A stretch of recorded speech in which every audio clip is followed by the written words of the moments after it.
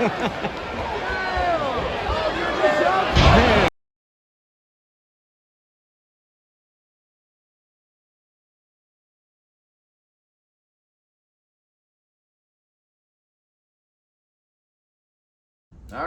this is Luca Daniels, another week of a wrestling related video.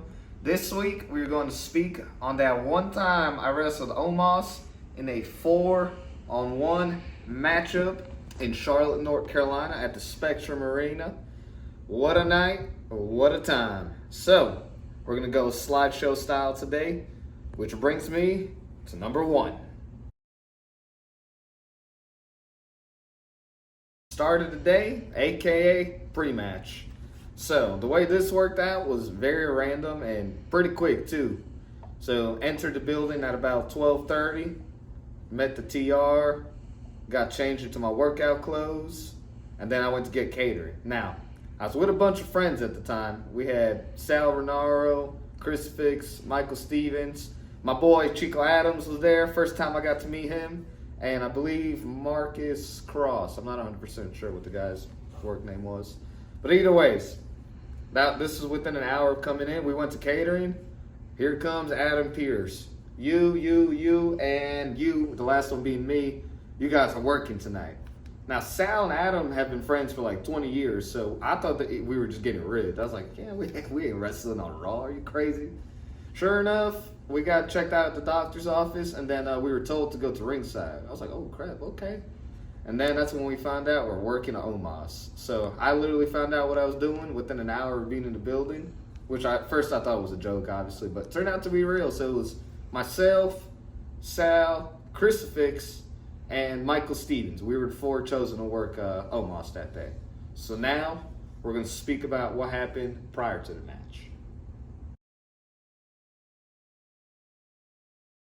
Start of the day, aka pre-match. So the way this worked out was very random and pretty quick too. So entered the building at about 12:30, met the TR, got changed into my workout clothes, and then I went to get catering. Now, I was with a bunch of friends at the time. We had Sal Renaro, Chris Fix, Michael Stevens, my boy Chico Adams was there, first time I got to meet him. And I believe Marcus Cross. I'm not 100% sure what the guy's work name was. But either ways, this is within an hour of coming in. We went to catering. Here comes Adam Pierce. You, and you, the last one being me, you guys are working tonight. Now, Sal and Adam have been friends for like 20 years, so I thought that we were just getting ribbed. I was like, yeah, we ain't wrestling on Raw. Are you crazy? Sure enough, we got checked out at the doctor's office, and then we were told to go to ringside. I was like, oh, crap, okay. And then that's when we found out we're working at Omos. So I literally found out what I was doing within an hour of being in the building, which first I thought was a joke, obviously, but it turned out to be real. So it was myself, Sal, Crucifix, and Michael Stevens. We were the 4 chosen to work Omos that day. So now we're going to speak about what happened prior to the match. So going ahead with the match, very simple stuff. Adam Pierce pretty much just told us what to do, and I think the match itself was 3 minutes, but the main goal of the match was, there was a TV going off in the background. The main goal was to have a promo cut on us by MVP prior to the match. So MVP ran through his notes of what he's going to say. Move-wise, I only had to do 2 things. I had the easiest part of the match. Promo, Omos puts his hand over my head. Once the match starts, you know, boom, boom, boom, boom, boom. Here comes Luca jumping off the crowd. Boom, he's dead. And then chokeslam, I'm gone, and then I'm just staring at the lights on the outside of the ring. So I knew what I was doing pretty easy. Everybody else had some more complex things. Well, not really complex, but they had to remember more than I did, obviously. So pre-match stuff, pretty easy. Nothing hard. Adam Pierce seemed fine with it. Omos was fine with it. MVP was fine with it. Triple H was cool with it, so that was nice. So no issues there. So now we're going to speak. Well, no. Now, if you've been watching my ACL/MCL videos, a very big topic I've been talking about recently is poop. Stop. Now, my wife hates this, but when I get nervous, I'm going to tell you this much. Before the match, I'm talking about like 10 minutes before the match, I was in and out of the bathroom like a mad dog. I was pooping left and right. Like, I was so nervous, I couldn't stop pooping. Like, I've never done this before. Like, I've wrestled before on TV, but it wasn't, Raw. So I'm going come out, I'm ready to go. Oh, crap. Like, I didn't even realize I had enough in me to keep pooping. Like, I was like Niagara Falls over here. To the point where Michael Stevens started yelling. He's like, what is wrong with you? Stop using the bathroom. You know, I'd rather poop in the bathroom than in the ring. So, yes, I did poop a lot before the match. I did wash my hands. I had very clean hands because the building had good soap. So I definitely took advantage of the nice soap in the building. So now, we're going to talk about my thoughts during the match.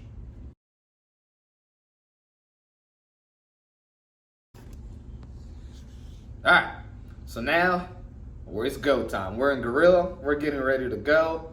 We had some funny stories in the Gorilla positions. One of them including one of my buddies wearing a Nickelodeon-inspired gear. He literally asked me, stand in front of me so nobody can see the logo. Okay.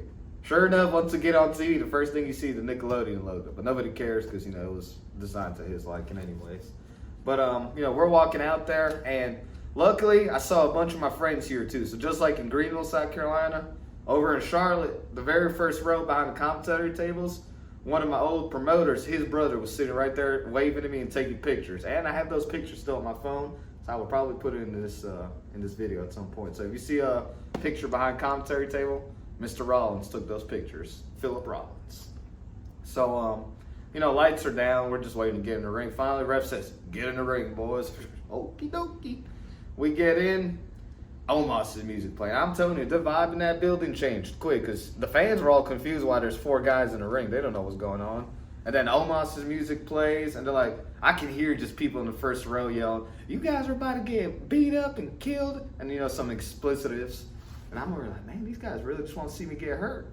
So they get in the ring. MVP starts cutting his promo. And for me, at the time, I was thinking, man, back in 2007, I used to watch MVP cut promos on Undertaker, Kane, Matt Hardy, and now here's little Luka Daniels, and he's talking crap to me. I'm like, that's pretty cool, man.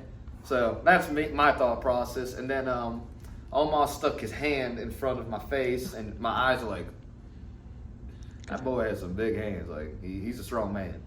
So that was my 15 seconds of fame for the night. And I have actually a, what's that thing? What do you call that thing on the wall? Like a canvas? Canvas, yes. One of the fans, well, I don't want to call him a fan, he's a friend. Alex Andrews made a canvas of me and Omos, and now I have it up on my wall. So every time I wake up in the morning, that's the first thing I see. Yep. So we're at the match now. So ding, ding, ding.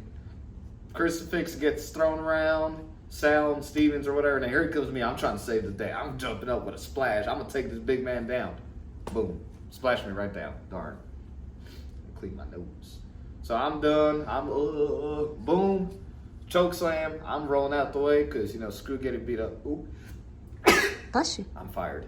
Anyways, I'm rolling out, and you know Omos is beating up the other 3 guys, and then he wins the match, obviously. While I'm laying there and Omos is leaving the ring, there's these kids on another side of the front row. They yell, Omos got choke slammed him again! And I'm looking up. I'm like, please God, don't let him choke slam me again. This man threw me up so high up in the air. I don't want to do that again. I'm talking about Omos is 7 feet tall. So when you're getting choke slammed by Omos, you're not just going 7 feet up. You're going an extra few inches up too, because he's got big arms. So I was up on the 2nd floor of the Spectrum Center when he picked me up. I don't want to do that again. So the kids are yelling, but thankfully he just walked past me. I played possum. I was like, I was gone. You know, I was dead. And then that was pretty much it. The lights went off. The referees scooped us off the ground, and we went to Gorilla, which now leads me to what I'm going to say about the post-match.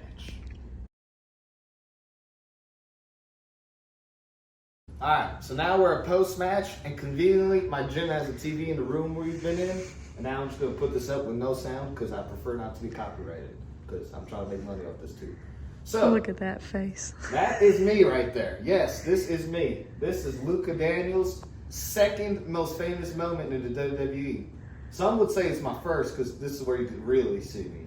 Now, with less hair and less beard. Yes, this beard is growing for a while, but we'll talk about that another time. Now look at those eyes. I mean, look at that. I was shook. I was legitimately shocked. Like, those are big hands, man. I don't got big hands like that. I can tell you that right now.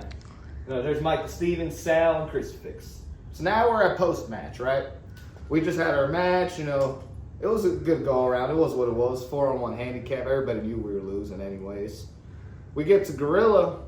Adam Pearce shakes my hand. And I won't say names on this part. He shook another man's hand. shook another man's hand. Now, the very last person to come through the curtain, pissed.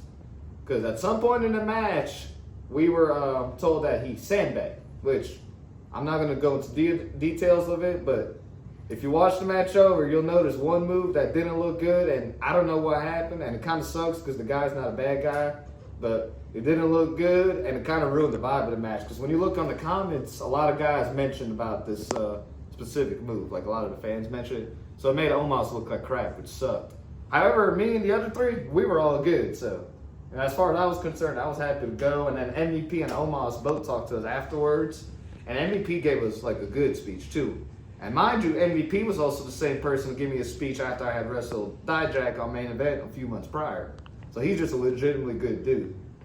So he was happy with the way the match goes. He loved the way the promo worked and the eyes worked. And then he asked where the other guy was so he could explain to him what happened. And somehow, some way, he disappeared and he's never been seen on, the extra spot ever again. So which kind of sucks because he's actually good, but sometimes things happen. So, that was pretty cool. And then, of course, we went to get catering. So we all went to eat because Luka Daniels got to eat. I got to eat a lot now to get my weight back after the surgery because, man, did I lose some weight. This sucks. But, yeah, as you can tell, it was a packed-out Spectrum Center we were wrestling. This is also the build-up to Crown Jewel at the time in 2022. And then there's old Sal. Now, this move hurts. I've taken this move from other guys. That is not a fun move to take. I'm laying somewhere out there right now, and I'm trying to peek in the ring, too, and just see what's going on. Just kind of glad I'm not in there. And then there's Dad over there. He's done.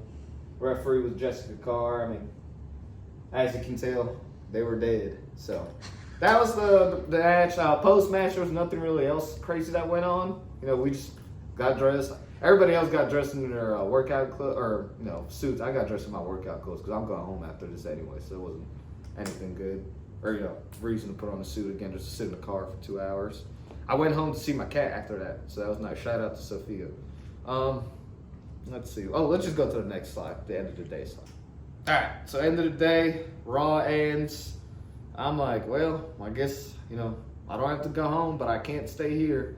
So I got my suitcase, started rolling out, said my goodbyes to everybody.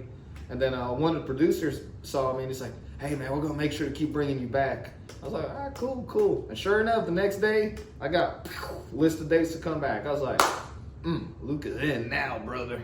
So there is a funny story about what happened the very next time I went, which was 2 weeks after the match, which kind of hurt my feelings what happened, but I will bring that up in another episode because some of you extras will need to know about this spot, or when this happens to you, when you get cut from a spot. So went home, got the email the next morning, and then I had AEW that very same week on Wednesday in Virginia, which I'll start talking about AEW at another point. I didn't get to work very much with them, but I do have some cool stories. So there are AEW videos coming in soon. So it's Impact, MLW, GCW. I think I haven't gone anywhere. No, I'm not gonna talk about NWA. But yeah, that's pretty much it. So that's this week's video. Yes, I wrestled Omos. I barely survived, and I can always say I wrestled on Raw. So here we are. You can always say you're watching a fellow jobber's video. Goodbye.